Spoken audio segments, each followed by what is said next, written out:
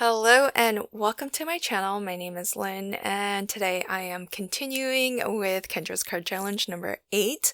This time using the cat scrappiness releases, some of the more recent releases.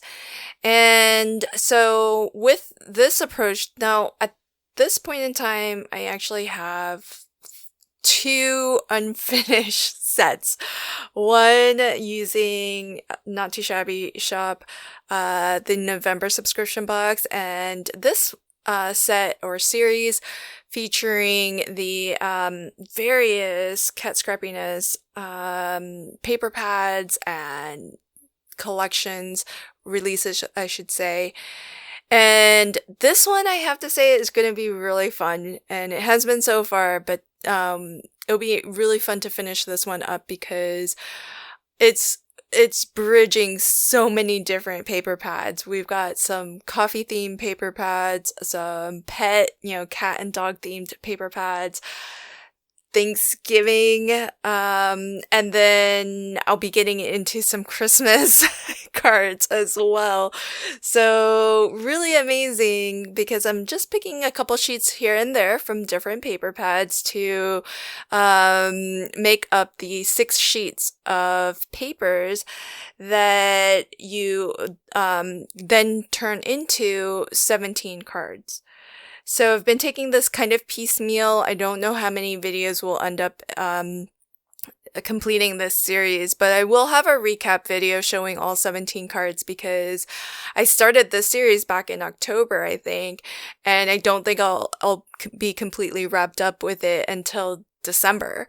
So this is quite a bit of a project here, but it's kind of nice because I feel like this is a more practical approach to how I would actually use Kendra's Card Challenge in my practical everyday use, because I'm more likely to just take it in bits and pieces here and there over the course of a couple of months, and then also use it for whatever occasion I happen to need it for at that time. And if that spans different holidays and different occasions, then, that's sort of what in terms of making cards that I actually need to send out. It's actually been very practical exercise in that sense.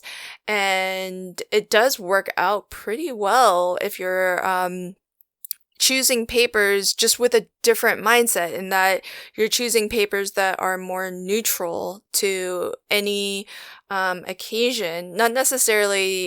They don't necessarily have to be neutral in terms of the color choices. That certainly helps, but just in the sense of not being overly patterned and themed.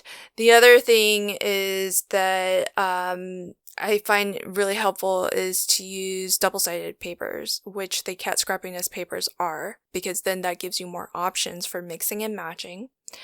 And then the other thing that I would suggest if you're going to approach Kendra's Card Challenge in this way, where you're not selecting all of your papers from a single paper pad, is to study the sketches and see which papers tend to get paired together or combined together, because some papers don't mix at all.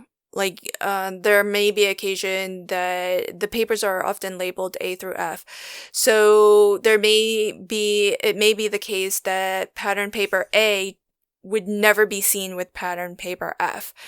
And so you're safe to choose, a pattern A and a pattern F that clash because they're never going to be on the same card sketch together.